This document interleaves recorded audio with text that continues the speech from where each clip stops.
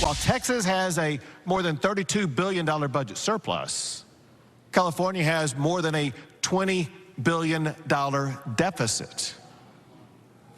While we have our surplus, the governor of New York is asking the federal government for money.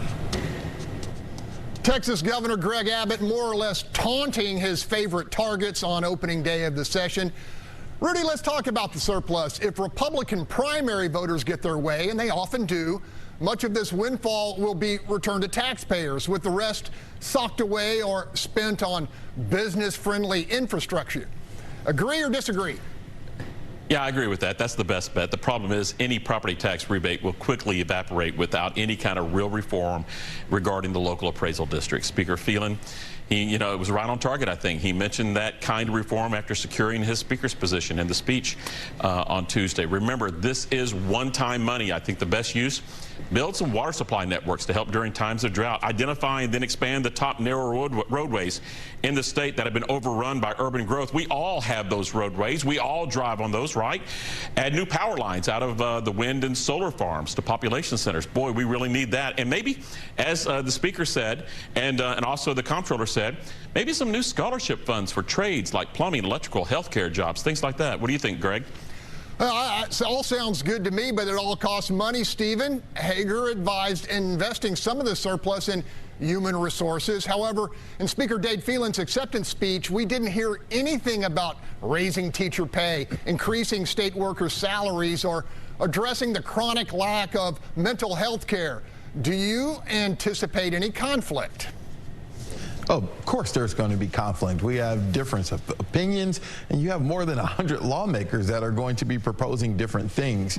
I think Speaker Phelan is looking at it in a way that Rudy mentioned, talking about one-time funding. Now, there still will be a Texas budget. There's still going to be money to do certain core things that the Republican leadership has on their wish list. But when looking at the surplus, you're talking about one-time expenses. So what can get the most bang for your buck? Speaker Phelan is talking about infrastructure, things that everyone is on, and he's talking about a bulk of that money coming from sales tax. So why not just do something that will impact every Texan instead of people who don't own homes, when the thirst from Governor Abbott and Dan Patrick in a way has been, oh, let's give it back to property tax owners. Well, everyone does not own property. Everyone's not paying property taxes. Some people are renters and other things. So I think there definitely is going to be conflict. It's just a matter of who can get the most momentum and the most public opinion to push them forward.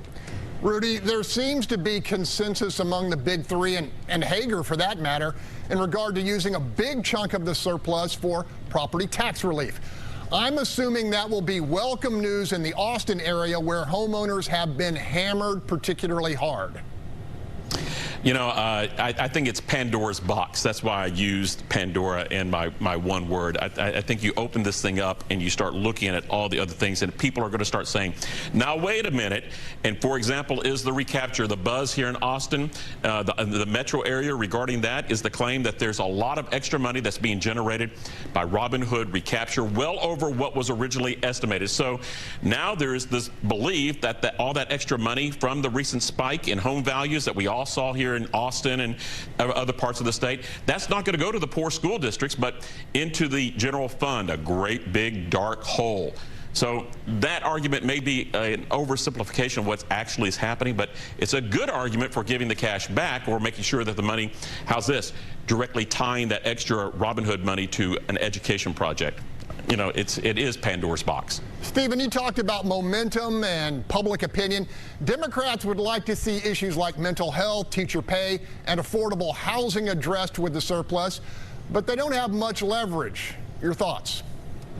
Yeah, I mean, mental health is something that will get bipartisan support, because we have to remember, it wasn't too many months ago that the mass shooting in Uvalde happened, and so there's going to be a spending package on school safety. Mental health is the big thing that Republicans want because they don't want to touch the gun issue. And so I think mental health spending will be something that will be one of the few bipartisan things that may come out of this 88th legislature. But other things, I mean, not to mention higher education wanting $1 billion to freeze tuition for 2 years. And so everyone wants a piece of the pie. It's going to be conflict, but I think certain core items will start to rise to the top, and eventually we'll get to a point where we're only talking about 3 or 4 big item things that we know definitely may get more funding.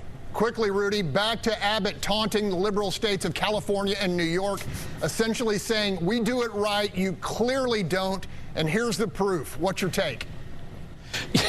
Didn't you all expect that? You know, Texas, you know, that's what the governor does. It's good politics. It's just like the buses, and we're going to hear more of it, I bet, as this session goes on. All right, we're going to have to leave it right there. To see this interview and others, go to our Fox Station's YouTube pages.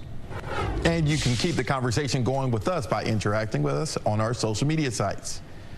And a lot of new issues are emerging out of the state Capitol Dome. We'll be back next week to talk about those hot topics. So we'll see you then. And don't forget to let us know what you think the issue is.